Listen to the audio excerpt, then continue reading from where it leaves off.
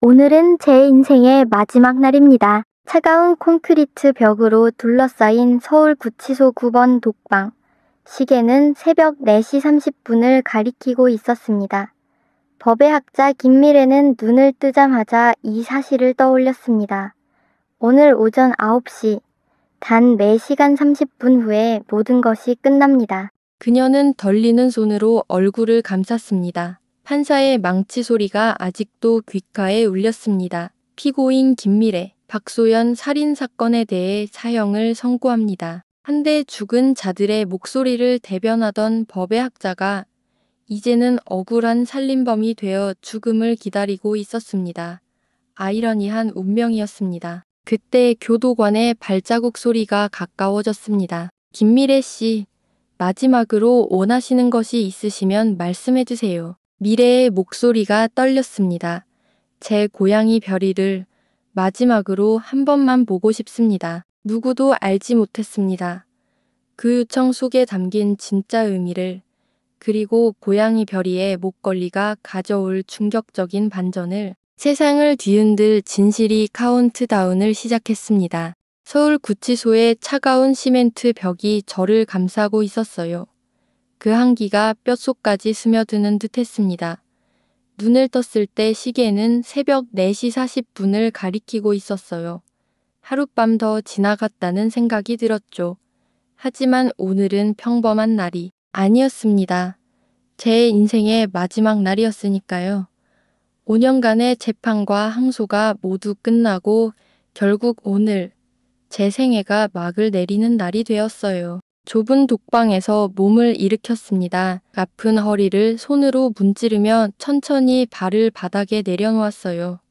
딱딱한 침대, 구석의 변기, 그리고 손바닥만한 거울이 전부인 이곳이 5년간 제 세상의 전부였죠. 벽에 붙어있는 작은 달력에는 어제까지 하루하루 지워온 흔적이 남아 있었습니다. 오늘 날짜는 굳이 지울 필요가 없었어요. 이게 끝이구나. 나지막이 중얼거리는 제 목소리가 언제나처럼 차갑게 벽에 부딪혀 돌아왔습니다. 목소리가 그렇게 공허하게 들린 적은 없었어요. 거울 앞으로 다가가 얼굴을 들여다보았죠. 43세라고는 믿기지 않을 정도로 깊게 패인 주름과 생기 없는 눈빛이 낯설게 느껴졌습니다. 한때는 윤기 있던 검은 머리카락도 이제는 군데군데 하얗게 새어 있었어요. 두 손으로 얼굴을 감싸면 눈을 감았습니다. 한때 국립과학수사연구원의 법의 학자였던 저는 이제 살인범이라는 누명을 쓰고 사형을 기다리는 죄수가 되어 있었죠. 얼마나 아이러니한 운명인지 죽은 자들의 목소리를 대변하던 제가 이제는 죽음을 기다리는 사람이 되었으니까요. 복도에서 발자국 소리가 들려왔습니다. 규칙적인 소리가 점점 가까워지다가 제 문 앞에서 멈췄어요. 문에 작은 창이 열리고 박 교도관의 목소리가 들려왔습니다. 아침 식사입니다.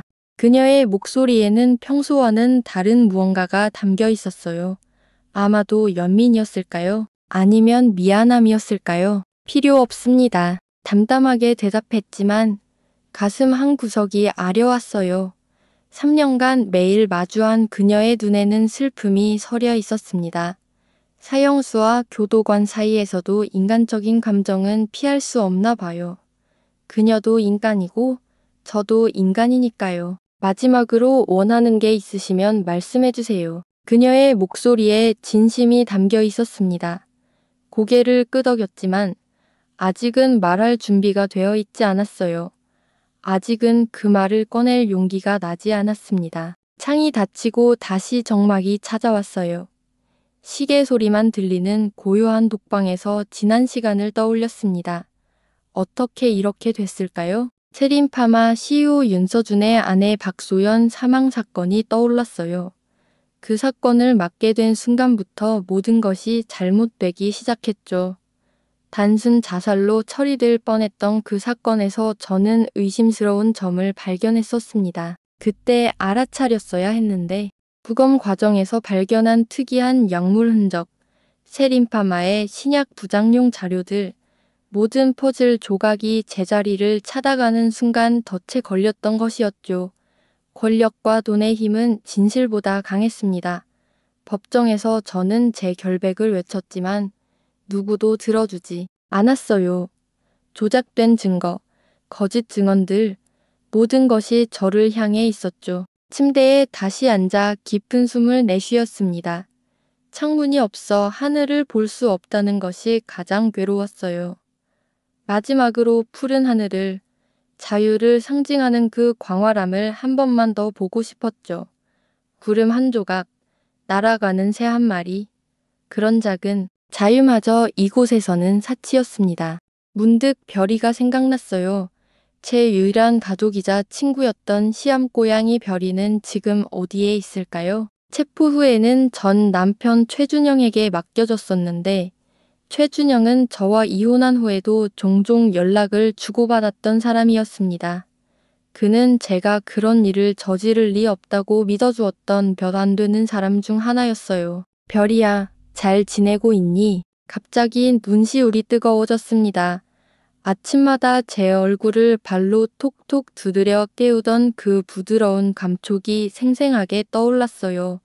별이의 특별한 울음소리, 눈을 마주칠 때마다 느껴지던 그 특별한 교감, 주말에는 별이가 좋아하는 창가에서 함께 햇볕을 쬐던 그 평화로운 시간들, 모든 것이 너무나 그리웠습니다. 손등으로 눈물을 훔치며 일어났어요. 옷장에 걸린 하얀 수의를 바라보았습니다. 오늘 입게 될 옷이었죠. 그 옷을 보는 것만으로도 현실감이 더해졌어요. 시계는 벌써 5시를 가리키고 있었습니다. 시간이 너무 빨리 흘러갔어요. 이제 단 몇 시간밖에 남지 않았죠. 화장실로 가 얼굴을 씻었습니다. 차가운 물이 피부에 닿는 감각이 유난히 선명하게 느껴졌어요. 마지막으로 느끼는 것들이라 그런지 모든 감각이 더욱 예민해진 것 같았습니다. 다시 문이 열렸어요. 박 교도관이 물었습니다. 준비 시간이 필요하시면 말씀해 주세요. 입술을 깨물며 고개를 들었어요. 갑자기 마음속에서 간절한 소원이 피어올랐습니다. 망설이던 말이 입 밖으로 나왔어요. 한 가지 부탁드려도 될까요? 말씀하세요. 박 교도관의 눈빛이 따뜻했습니다. 그 순간 용기가 생겼어요. 제 고양이 별이를 마지막으로 한 번만 보고 싶습니다. 박 교도관의 눈이 커졌습니다. 잠시 망설이는 기색이 보였지만 이내 부드럽게 대답했어요. 확인해 보겠습니다. 규정상 쉽지 않을 수도 있지만 최선을 다해 볼게요. 그녀가 복도를 따라 멀어지는 발소리를 들으며 마음속으로 기도했습니다. 별이를 마지막으로 한 번만 볼 수 있다면 그것이 제 마지막 소원이었어요. 살면서 많은 것을 바라지 않았던 저였지만 이 소원만큼은 간절했습니다.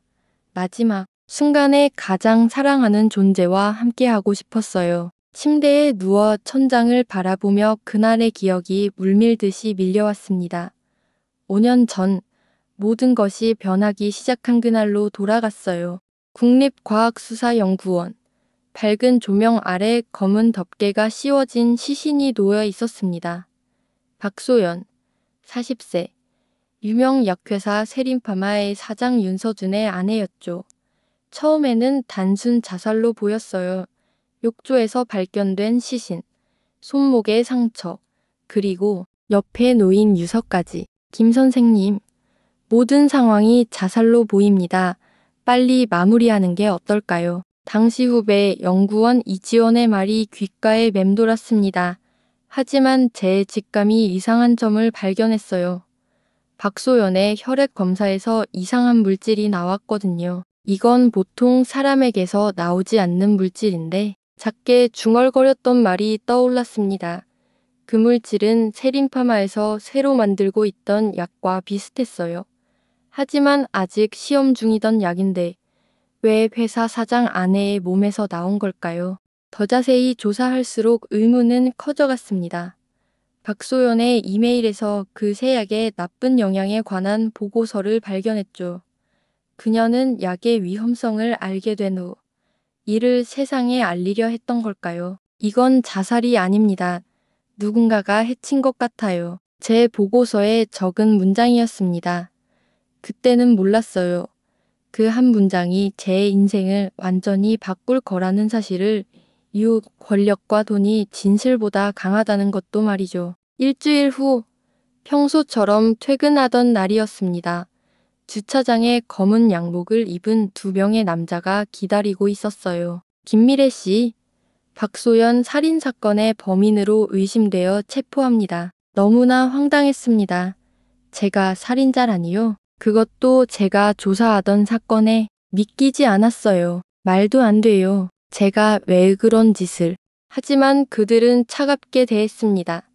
검사실에서 발견된 제 지문, 조작된 감시 카메라 영상, 모든 것이 완벽하게 꾸며져 있었어요. 더 충격적인 것은 제 컴퓨터에서 발견된 자료들이었죠.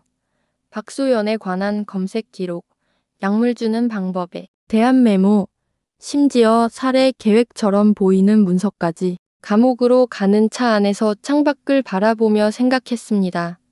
누가 이런 짓을. 그 답은 너무나 분명했어요. 윤서준, 세림파마의 사장. 자기 회사 약의 위험성을 알게 된 아내를 업애고 그 증거를 찾아낸 저까지 함께 묻으려 했던 거죠. 재판은 빠르게 진행되었습니다. 검찰은 저를 의학 지식을 이용해 완벽한 살인을 계획한 살인마로 표현했어요. 제 변호사는 경험이 부족했고 증거는 모두 저를 가리키고 있었죠. 피고인 김미래, 법정은 당신에게 사형을 선고합니다.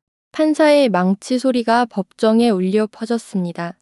그 순간 온몸에서 힘이 빠져나가는 것 같았어요.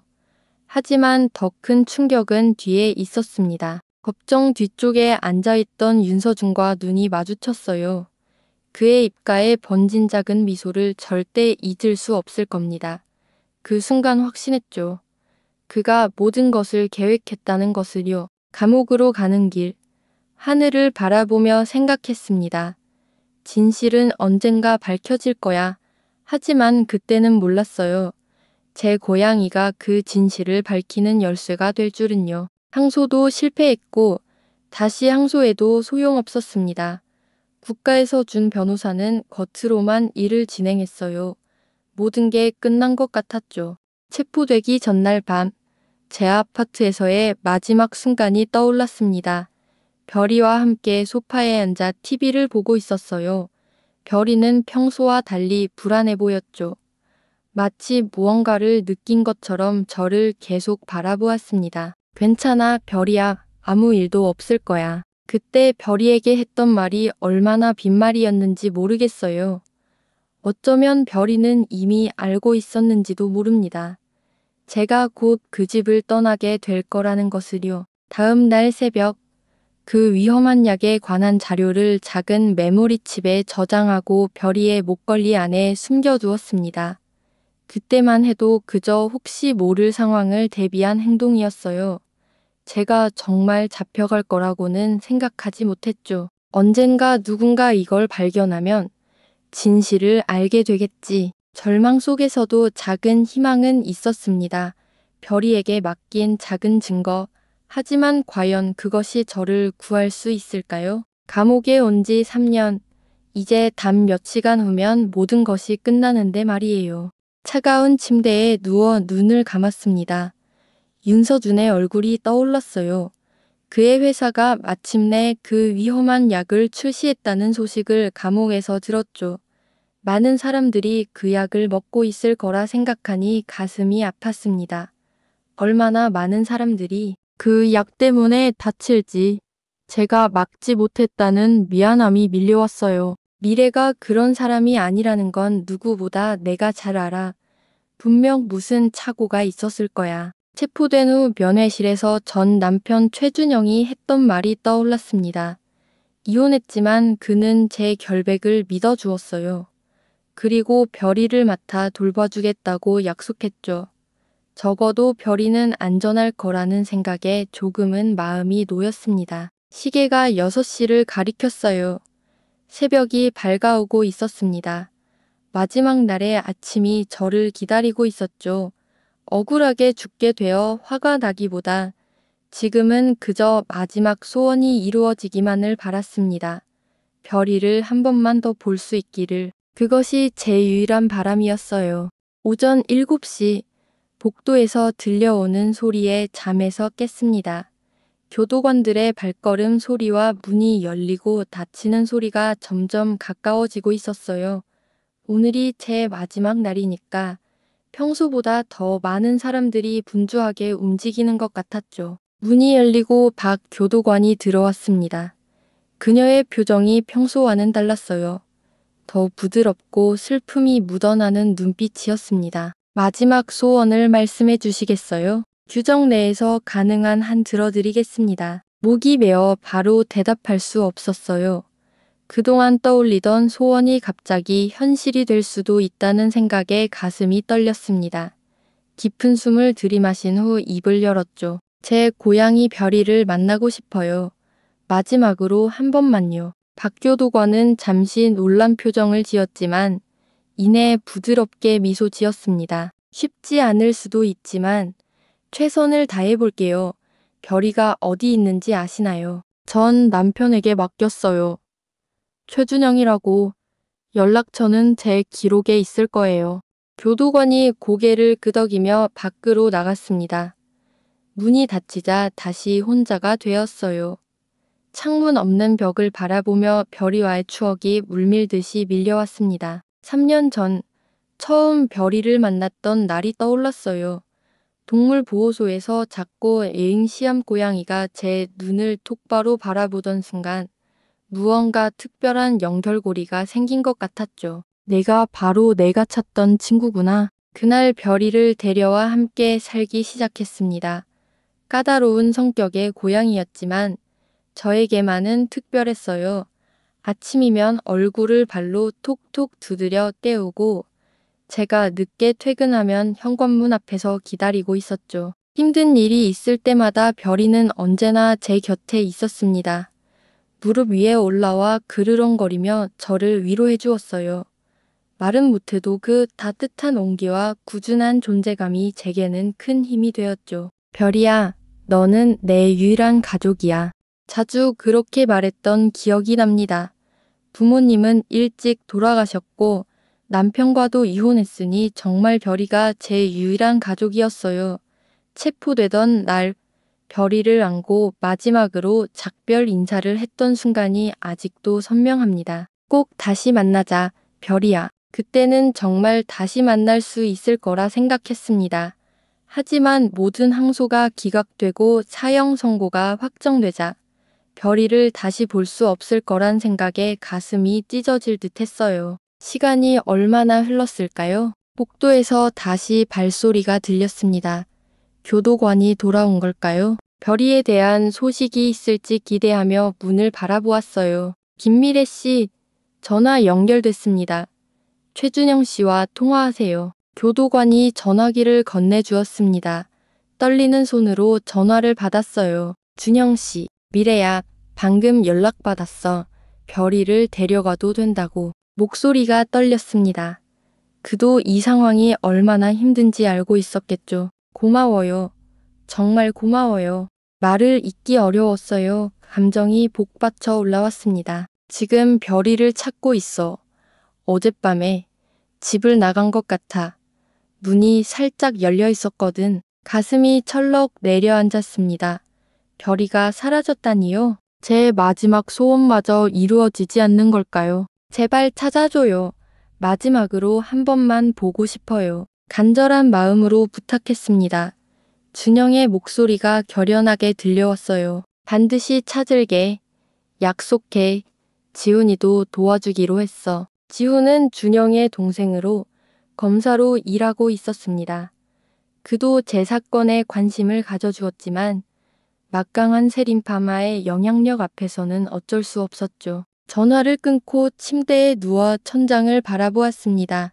별이는 지금 어디에 있을까요? 무서워하고 있을까요? 아니면 어딘가 따뜻한 곳에서 잠들어 있을까요? 마지막으로 별이를 안아보고 싶다는 소원이 더욱 간절해졌어요.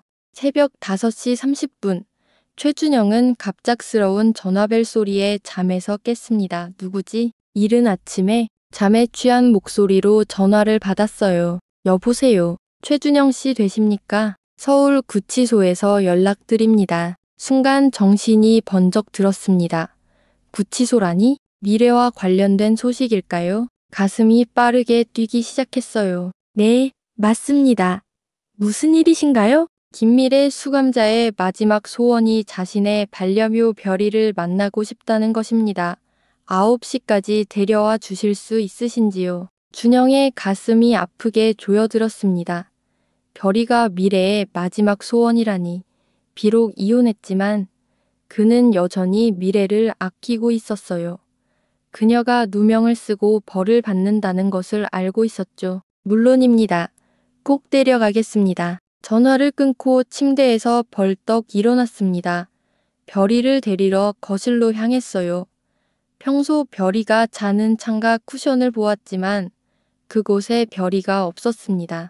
별이야, 어디 있니? 불안한 마음으로 집안을 살펴보았습니다. 침대 밑, 소파 뒤, 옷장 안, 별이가 좋아하는 모든 장소를 찾아봤지만 보이지 않았어요. 현관으로 가보니 문이 살짝 열려 있었습니다. 이런, 어젯밤 배달 음식을 받고 문을 제대로 닫지 않았던 것 같았어요. 별이가 밖으로 나간 것이 확실했습니다. 급한 마음에 옷을 대충 입고 동생 지훈에게 전화했어요. 지훈아, 큰일 났어. 별이가 사라졌어. 뭐라고? 갑자기 왜? 구치소에서 연락이 왔어. 미래의 마지막 소원이 별이를 보는 거래. 9시까지 데려가야 하는데 별이가 없어. 지훈의 목소리가 심각해졌습니다. 바로 갈게. 함께 찾자. 준영은 아파트 복도와 계단을 살피며 별이를 불렀습니다. 창문으로 보이는 하늘은 아직 어두웠어요. 시간이 얼마 없었습니다. 반드시 별이를 찾아야 했어요. 미래의 마지막 소원을 들어주기 위해서라도 말이죠. 불안한 마음으로 아파트 주변을 돌아다니며 별이의 이름을 계속해서 불렀습니다. 별이를 꼭 찾아야 한다는 생각뿐이었어요. 별이는 단순한 반려동물이 아니었습니다. 미래에게는 가족이자 희망이었고 어쩌면 마지막 위안이 될 수 있는 존재였죠. 아파트 입구에서 지훈을 만난 준영은 급한 목소리로 상황을 설명했습니다. 동생의 얼굴에 걱정이 스쳐 지나갔어요. 형, 언제부터 별이가 없어진 거야? 어젯밤에 배달 음식을 받고 문을 제대로 안 닫았나 봐. 아침에 일어나니 별이가 사라졌어. 지훈은 침착하게 상황을 정리했습니다. 형사로 일하는 습관이 몸에 배어 있었죠. 고양이는 보통 집에서 멀리 가지 않아. 아파트 주변부터 찾아보자. 난 1층에서 3층까지, 형은 4층에서 옥상까지 살펴봐. 두 사람은 서둘러 각자 맡은 구역을 살피기 시작했어요. 준영은 계단을 오르내리며 별이의 이름을 불렀습니다. 손전등으로 어두운 구석구석을 비추며 작은 몸을 찾으려 했었죠. 별이야, 어디 있니? 별이야. 목이 아플 정도로 불렀지만 대답은 없었어요. 시계는 벌써 7시 30분. 시간이 점점 흘러가고 있었습니다.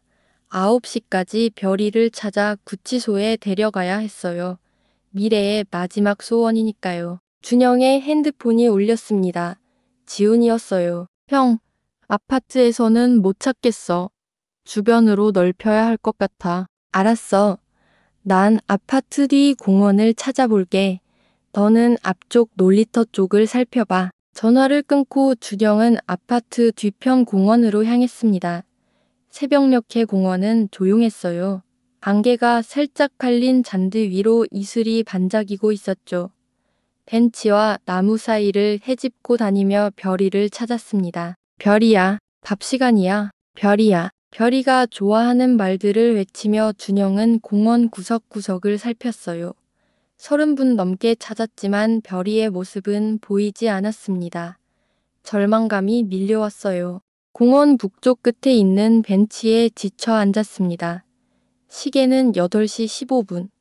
시간이 얼마 남지 않았어요. 준영은 고개를 숙이고 깊은 한숨을 내쉬었습니다. 그때였어요. 벤치 밑에서 작은 소리가 들렸습니다. 야옹! 준영은 벌떡 일어나 벤치 아래를 들여다보았습니다. 어둠 속에서 반짝이는 두 개의 눈이 보였어요. 별이야! 기쁨에 차 소리쳤습니다. 벤치 밑에 웅크린 채 있던 별이가 조심스럽게 나왔어요. 준영은 얼른 별이를 품에 안았습니다. 어디 갔다 온 거야? 다들 얼마나 걱정했는지 알아. 별이는 부드럽게 울며 준영의 품에 안겼어요. 하지만 평소와는 달랐습니다. 계속해서 목을 긁으며 불안한 듯한 행동을 보였어요. 왜 그래, 별이야? 준영이 별이의 목에 달린 목걸이를 살펴보았습니다. 목걸이는 평소와 다름없어 보였지만 별이는 계속해서 목걸이를 발로 긁고 있었어요. 마치 준영에게 무언가를 알려주려는 것 같았죠. 급히 지훈에게 전화를 걸었습니다. 지훈아, 별이 찾았어. 공원 북쪽 벤치 밑에 있었어. 다행이다. 바로 갈게. 10분 후 지훈이 공원에 도착했어요. 준영은 별이의 이상한 행동에 대해 설명했습니다. 계속 목걸이를 긁어대며 불안해하는 것 같아. 지훈은 호기심 어린 눈으로 별이를 바라보았습니다. 별이는 지훈을 보자 더 적극적으로 목걸이를 물고 발로 긁기 시작했어요. 뭔가 이상해. 목걸이 좀 볼게. 지훈이 조심스럽게 별이의 목걸이를 살폈습니다. 겉으로 보기에는 평범한 가죽 목걸이였어요. 하지만 지훈은 법조인 특유의 날카로움으로 작은 이상함을 발견했습니다. 형, 이거 약간 두꺼운 것 같은데. 목걸이의 안쪽을 자세히 살피던 지훈이 작은 덮개를 발견했어요. 조심스럽게 덮개를 열자 작은 구멍이 나타났고 그 안에 초소형 메모리 카드가 숨겨져 있었습니다. 이게 뭐지? 두 사람은 놀란 눈으로 서로를 바라보았어요. 별이가 계속해서 목걸이를 가리키던 이유가 바로 이것 때문이었군요. 혹시 미래가 남긴 거 아닐까? 준영의 목소리가 떨렸습니다. 지훈도 심각한 표정으로 끄덕였어요. 빨리 확인해 봐야 해. 차에 노트북 있어. 두 사람은 별이를 데리고 서둘러 주차장으로 향했습니다. 시계는 이미 8시 30분. 구치소까지 가려면 서둘러야 했어요. 지훈의 차 안에서 노트북을 꺼내 메모리 카드를 연결했습니다. 화면에 나타난 것은 윤서준이 약물 데이터를 조작하는 영상이었어요. 또한 그가 아내와 다투는 장면, 심지어 증거를 조작하기 위해 미래의 연구실에 침입하는 모습까지 있었습니다. 이건 결정적인 증거야. 지훈의 눈이 커졌습니다. 메모리 카드에는 미래가 남긴 메모도 있었어요. 이 증거를 발견한 사람에게 나는 죄가 없습니다. 윤서준이 아내를 죽이고 증거를 조작했어요. 잡힐지도 모른다는 생각에 별이의 목걸이에 증거를 숨겨뒀습니다. 부디 진실이 밝혀지길. 미래가 이걸 어떻게?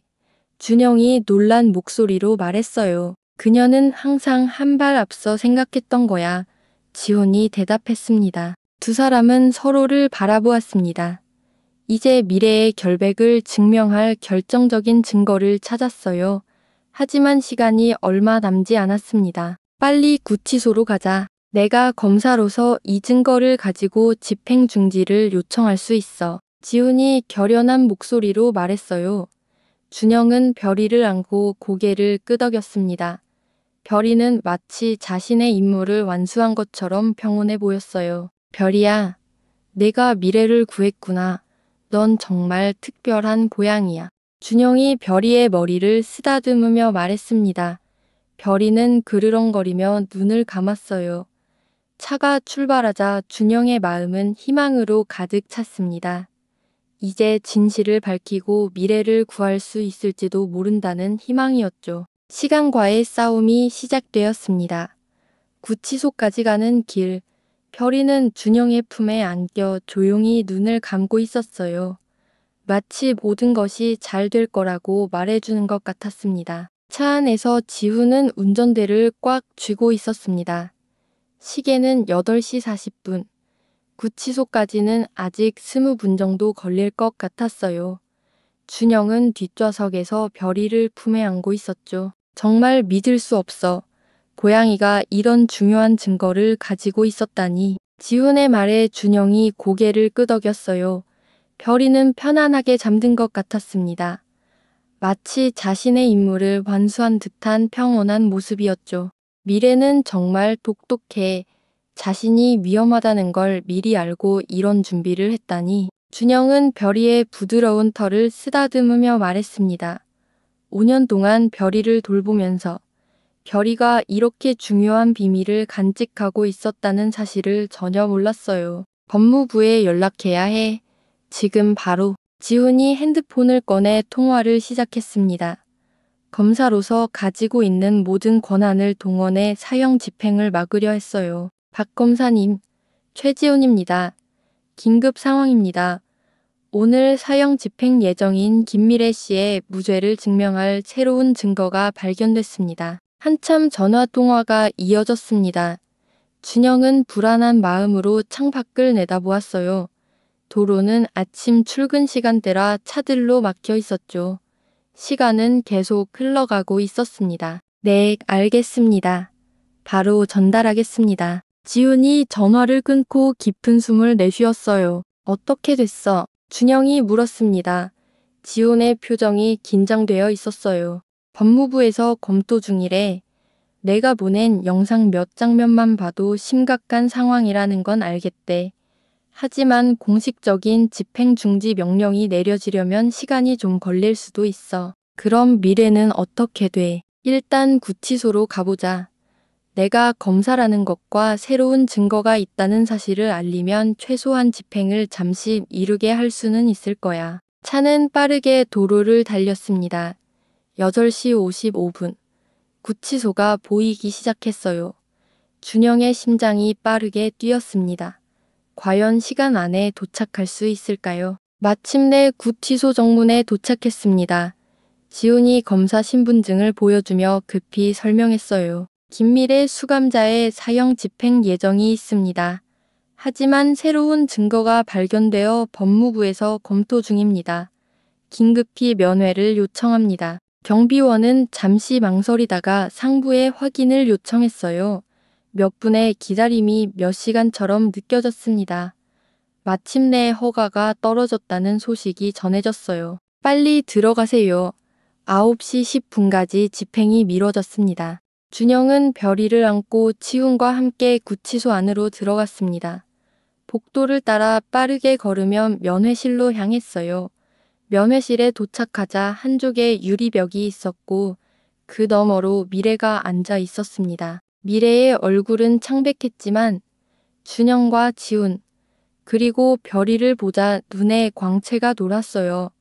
특별 허가로 별이는 미래에게 안길 수 있었습니다. 교도관이 문을 열자 준영은 별이를 조심스럽게 미래에게 건넸어요. 별이야. 미래의 목소리가 떨렸습니다. 별이는 미래의 품에 안기자마자 기쁨에 찬 소리를 내며 얼굴을 비볐어요. 미래의 눈에서 눈물이 흘러내렸습니다. 미래야, 별이가 증거를 가지고 있었어. 목걸이 안에 메모리 카드가 있었어. 준영이 서둘러 설명했습니다.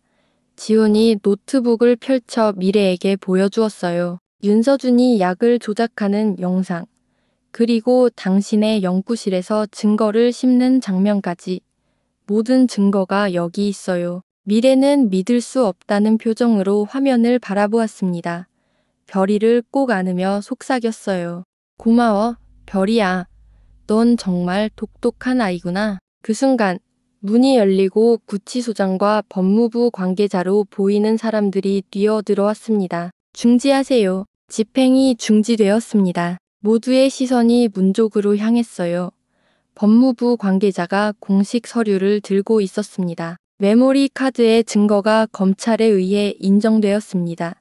법무부 장관님께서 직접 재심을 명령하셨습니다. 순간 방 안에 환호성이 터져 나왔어요. 미래는 별이를 안고 흐느꼈습니다. 눈물이 얼굴을 타고 흘러내렸어요. 준영도 벅찬 감정에 말을 잇지 못했습니다. 정말 고마워요. 모두. 미래의 목소리가 떨렸어요. 3년 만에 처음으로 진정한 희망이 보이는 순간이었습니다. 구치소장이 다가왔어요. 김미래 씨, 재심이 결정될 때까지 구금 상태는 유지되겠지만 오늘부터 특별 처우를 받게 될 겁니다. 그리고 아마 곧 보석으로 풀려날 수도 있을 거예요. 미래는 믿을 수 없다는 표정으로 고개를 끄덕였습니다. 별이는 그녀의 품에서 그르렁거리며 행복해 보였어요. 지훈이 자신감 있게 말했습니다. 이제부턴 애가 직접 맡아서 처리할게. 윤서준은 절대 빠져나갈 수 없을 거야. 이번엔 제대로 진실이 밝혀질 거라고 약속해. 준영은 미래의 손을 꼭 잡았어요. 얼마나 많은 시간이 지났는지, 얼마나 많은 아픔이 있었는지. 하지만 이제 새로운 시작이 보였습니다. 이제 괜찮을 거야. 미래야, 모든 게 잘 될 거야. 미래는 품에 안긴 별이를 바라보며 미소 지었어요. 작은 고양이가 한 명의 인간을 구했습니다. 별이의 본능을 넘어선 충성심이 죽음 앞에 선 주인을 구한 기적의 순간이었죠. 별이야, 내 덕분이야. 진짜 고마워. 미래는 별이의 이마에 부드럽게 키스했습니다. 별이는 눈을 감고 행복하게 그르렁거렸어요. 마침내 진실이 밝혀지는 순간, 햇살이 면회실 창문을 통해 따스하게 비쳐 들어왔습니다. 3개월 후, 화창한 가을 날씨가 서울 하늘을 수놓았습니다. 재심 공판이 열리는 날이었어요. 김미래는 깊은 숨을 들이마시며 법원 계단을 올랐습니다. 이번에는 구속 상태가 아니었죠. 한 달 전 보석으로 풀려나 준영의 집에서 별이와 함께 지내고 있었어요. 긴장돼요. 준영이 미래의 어깨를 가볍게 쥐며 물었습니다. 미래는 고개를 끄덕였어요. 긴장되지 않는다면 거짓말일 테니까요. 오늘은 그녀의 인생이 완전히 바뀔 수도 있는 날이었습니다. 법정 안으로 들어서자 많은 사람들의 시선이 그녀에게 향했어요.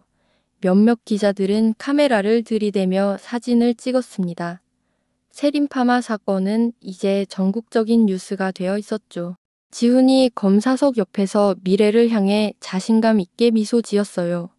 그는 특별검사로 이 사건을 직접 맡아 조사했습니다.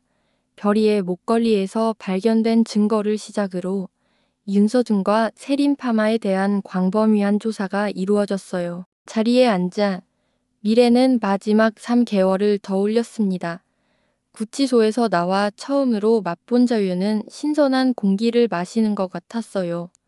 별이와 재회한 순간, 그리고 보석으로 풀려나 함께 지낸 시간들, 마치 꿈처럼 느껴졌습니다. 판사가 입장하며 법정이 조용해졌어요. 모두 일어섰다가 다시 자리에 앉았습니다. 미래의 심장이 빠르게 뛰었어요. 지금부터 김미래 씨의 재심 선고를 시작하겠습니다. 판사의 목소리가 법정에 울려 퍼졌습니다. 미래는 숨을 참고 판사의 입을 주시했어요. 본 법원은 새롭게 제출된 증거들을 모두 검토한 결과 피고인 김미래 씨에 대한 모든 혐의를 기각하고 무죄를 선고합니다. 순간 법정이 술렁였습니다. 미래의 눈에서는 뜨거운 눈물이 흘러내렸어요. 준영이 그녀의 손을 꼭 잡았습니다. 3년의 악몽이 마침내 끝난 순간이었죠. 추가로 박소연 살인사건과 관련하여 윤서준에 대한 체포 영장이 발부되었음을 알립니다. 또한 세림파마의 신약 개발 과정에서의 자료 조작과 부작용 은폐에 대한 수사도 계속될 예정입니다. 판사의 망치 소리가 울리자 미래는 마치 무거운 짐을 내려놓은 듯한 해방감을 느꼈어요. 법정 밖으로 나오자 기자들이 몰려들었습니다. 김미래 씨, 소감이 어떠신가요? 앞으로의 계획은 무엇인가요? 윤서준 회장에 대해 어떻게 생각하시나요? 질문이 쏟아졌지만 미래는 간단히 대답했어요. 진실이 밝혀져 다행입니다. 그동안 저를 믿어준 모든 분들께 감사드립니다. 한 달 후, 미래는 서울교회의 작은 아파트로 이사했습니다.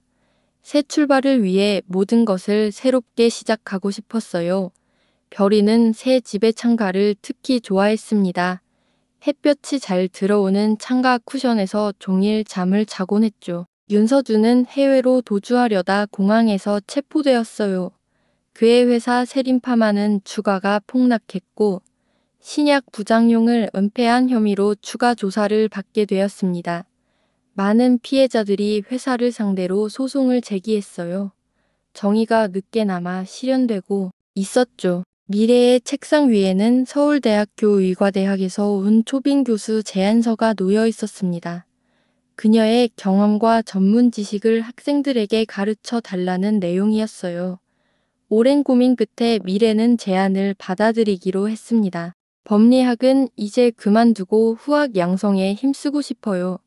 제 경험이 다른 사람들에게 도움이 되길 바래요. 미래가 인터뷰에서 한 말이었습니다. 그녀의 이야기는 책으로 출간되어 법리학 사례 연구에 중요한 교재가 되었어요. 별이의 증언이라는 제목의 이 책은 베스트셀러가 되었고 진실과 정의의 중요성을 알리는 데 기여했습니다. 별이는 미래가 수업 준비를 할 때마다 책상 위에 올라가 종이 위에 앉아버리는 장난을 치곤 했어요. 학생들은 종종 미래 교수가 별이 이야기를 해주길 요청했고 별이는 학교에서도 인기 스타가 되었습니다. 별이가 없었다면 저는 지금 이 자리에 없었을 거예요. 한 마리의 고양이가 인간의 운명을 바꾸었죠. 미래는 종종 그렇게 말하며 별이를 안아주었습니다. 별이는 마치 모든 것을 이해한다는 듯 그르렁거렸어요. 1년 후 한강공원을 산책하던 미래는 별이를 안아 올렸습니다. 가을 햇살이 따뜻하게 내리쬐는 오후였어요. 별이야, 덕분에 내 인생이 다시 시작됐어.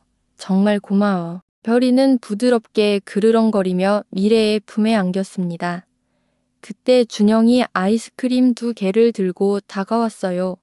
함께 벤치에 앉아 한강을 바라보며 아이스크림을 먹었습니다. 오늘 저녁 같이 먹을래요? 별이 좋아하는 참치도 준비했어요. 준영이 미소 지으며 물었습니다. 미래와 준영은 이혼 후에도 우정을 유지해왔고 최근에는 더 가까워지고 있었어요. 별이 덕분에 두 사람은 다시 서로를 이해하게 되었습니다. 미래는 고개를 끄덕이며 미소 지었어요. 인생의 가장 어두운 순간에서 구해준 것은 인간이 아닌 한 마리 고양이의 충성심이었습니다. 별이의 본능을 넘어선 사랑은 인간의 법과 제도 간 오친 진실을 밝혀냈어요. 저녁 노을이 한강 위로 붉게 물들 때 미래와 준영 그리고 별이는 함께 걸어갔습니다. 이제 그들은 새로운 가족으로 다시 시작할 준비가 되어 있었어요.